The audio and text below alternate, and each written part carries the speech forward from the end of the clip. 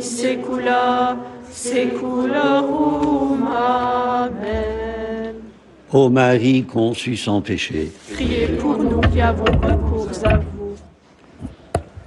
mon véritable programme de gouvernement est de ne pas faire ma volonté, de ne pas poursuivre mes idées, mais avec toute l'Église de me mettre à l'écoute de la parole et de la volonté du Seigneur et de me laisser guider par lui, de manière que ce soit lui-même qui guide l'Église en cette heure de notre histoire. Frères et sœurs, ces paroles de Benoît XVI furent prononcées lors de la messe inaugurale de son pontificat, le 24 avril 2005. Pourquoi les citer? Parce qu'en méditant sur l'évangile de ce jour, le programme qu'elle décide met en lumière le lien avec l'appel lancé par Jean-Baptiste au bord du Jourdain. Voir en Jésus l'agneau de Dieu qui enlève le péché du monde, le Fils de Dieu, écouter sa parole et la mettre en pratique. Nous sommes à Béthanie. Jean-Baptiste vient de subir un interrogatoire de la part des prêtres et des lévites, dépêchés par les autorités de Jérusalem. Comment se situe-t-il dans l'attente messianique? Sa réponse par 3 fois est négative. Il n'est ni le Christ, ni Élie, ni le prophète annoncé. Alors pourquoi baptise-t-il? Citant Isaïe, Jean-Baptiste se présente comme la voix qui crie à travers le désert. Et il ajoute, « Au milieu de vous se tient celui que vous ne connaissez pas. » Imaginons la tête de ces puits de sciences théologiques. Quand le lendemain, Jean-Baptiste montre du doigt l'inconnu qu'il vient de baptiser, la consternation fait place à l'étonnement. L'image de l'agneau parlante pour un juif contemporain de Jésus est complexe. Elle renvoie à la nuit de l'Exode, quand les premiers-nés des Hébreux furent sauvés par le signe du sang sur le linteau des maisons. Elle est celle de l'agneau conduit à l'abattoir qu'on trouve dans le chant du serviteur souffrant chez Isaïe. L'agneau commémore aussi la sortie de l'Égypte, une libération, le sacrifice du Sauveur venu enlever le péché du monde, le triomphe du bien sur le mal. Lorsque les médias mettent sous nos yeux la souffrance de tant de nos frères et sœurs victimes de la haine, de la vengeance, de la violence, c'est l'agneau de Dieu que la folie humaine sacrifie. Le Christ prend sur lui toute souffrance. Partout où il y a souffrance, il est présent. Saint Vincent de Paul le rappelait à de pieuses dames, dévouées à secourir les détresses à Paris. La scène est rapportée dans le film de Maurice Cloche, où Pierre Freinet incarne M. Vincent. Un enfant vient d'être abandonné sous le porche d'une église. Vincent de Paul le dépose au milieu de ces dames.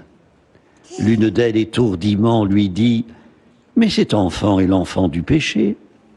Nous ne pouvons pas nous en occuper, il faut qu'il meure. » Pris d'une sainte colère, Vincent réplique « Lorsque Dieu veut faire mourir un enfant, c'est son fils qui l'envoie, madame. » Frères et sœurs, ce brutal rappel doit nous préserver d'un double écueil. D'un côté, l'insidieux pharisaïsme ancré dans la nature humaine. Nous sommes tous sanctifiés et pécheurs à la fois. Il n'y a pas à droite des justes et à gauche le reste des humains. Il n'y a qu'un seul sauveur, celui désigné par Jean sur les bords du Jourdain. De l'autre côté, il y a l'écueil du découragement, du désespoir, auquel la connaissance de notre misère et la méconnaissance de Dieu, pour paraphraser Pascal, nous conduit. Frères et sœurs, ne nous méprisons pas, puisque le Seigneur ne nous méprise pas. Dans les évangiles, il n'est point de pécheur que Jésus ait repoussé. Nous-mêmes, il nous faut respirer notre propre lèpre, disait le Père Varillon, si nous voulons admirer le baiser aux lépreux. Peu nombreux, y compris parmi les chrétiens, sont ceux qui aujourd'hui respirent leur propre lèpre et en conséquence éprouvent le besoin d'être rachetés, sont en quête de salut. La perte du sens du péché est liée à l'incroyance de notre temps. À moins que ce ne soit l'incroyance elle-même, la perte du sens de Dieu, qui conduise à la perte de la notion du péché. Voici l'agneau de Dieu qui enlève le péché du monde. Saint Jean emploie le mot péché au singulier, le désignant dans sa généralité, dans ce qu'il a d'absolu. Il est le refus de Dieu, le refus de l'amour de Dieu. Le péché est la conséquence de notre orgueil, de notre suffisance. De nos jours, le seul qui trouve grâce à nos yeux de pécheurs, c'est nous-mêmes. Il s'ensuit que le monde n'est plus qu'un champ de bataille, où les intérêts de chacun s'affrontent, où tous les coups sont permis. Voyez les conflits personnels, les conflits familiaux, les brouilles qui n'en finissent pas de s'envenimer, les querelles anciennes qui se raniment. D'où, frères et sœurs, la question qui nous est posée à nous baptisés. Comment conduire les jeunes en particulier sur le chemin du salut? Leur communiquer l'envie de s'y engager. Comment les aider à percevoir que par le péché, ils cessent d'être libres? Comment les aider à comprendre qu'en se privant du pardon, ils empêchent Dieu de recréer ce qu'ils ont décréé, pour reprendre la terminologie de la philosophe Simone Weil? Comment rendre cette recréation durable? Sinon, pour reprendre les paroles du prophète Isaïe, en leur montrant que tous et chacun, nous avons de la valeur aux yeux du Seigneur. C'est toute la question de savoir ce que signifie pour le chrétien être disciple de Jésus, agneau de Dieu. Le pape François répond: mettre l'innocence à la place de la méchanceté, l'amour à la place de la force, l'humilité à la place de l'orgueil, le service à la place du prestige. C'est un gros travail, ajoute-t-il. Frères et sœurs, mercredi prochain, nous entrerons dans la semaine de prière pour l'unité des chrétiens. Cette année, le thème est tiré d'un verset d'Isaïe: apprenez à faire le bien, recherchez la justice. Un appel à prendre une décision commune, à définir une ligne de conduite, une règle de vie qui rejoigne le programme de Benoît XVI que je citais en commençant. Écouter la parole du Seigneur, se laisser guider par lui, s'appliquer à faire sa volonté. Amen. Prions le Seigneur.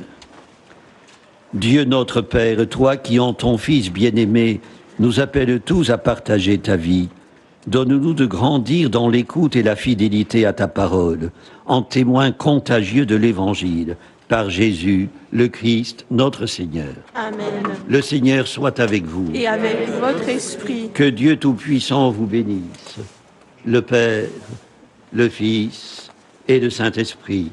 Amen. Notre-Dame de Lourdes, Priez pour nous. Sainte Bernadette, Priez pour nous. ô Marie conçue sans péché, Priez pour nous qui avons recours à vous. Seigneur, Prince de la paix, écoute notre prière. Nous nous tournons vers toi alors que des bruits de guerre résonnent en Europe. Nous te prions pour l'Ukraine, nous te prions pour la Russie, nous te prions pour l'Europe et le monde. Sois le soutien de tous ceux qui sont secoués, ébranlés par la peur, l'angoisse et la violence.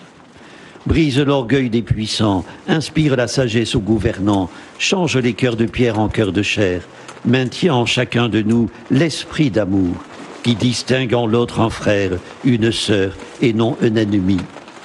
Seigneur, fais de nous des artisans de paix. Avec tous les chrétiens à travers le monde, prions les mots que Jésus nous a enseignés pour que sa volonté soit faite sur la terre comme au ciel. Notre Père, qui es aux cieux, Que ton nom soit sanctifié. Que que ton ton règne règne vienne. vienne, que ta volonté soit faite sur la terre comme au ciel. Donne-nous aujourd'hui notre pain de ce jour. Pardonne-nous nos offenses, comme nous pardonnons aussi à ceux qui nous ont offensés. Et ne nous laisse pas entrer en tentation, mais délivre-nous. Ô Vierge Marie, le peuple chrétien, à Lourdes vous prie, chez vous il revient. Ave, Ave, Ave Ave Maria, Ave, Ave, Ave Maria. Allez maintenant, comme Jean le Baptiste, rendre témoignage à celui qui est le Fils de Dieu. Allez dans la paix du Christ. Au nom du Père et du Fils et du Saint-Esprit.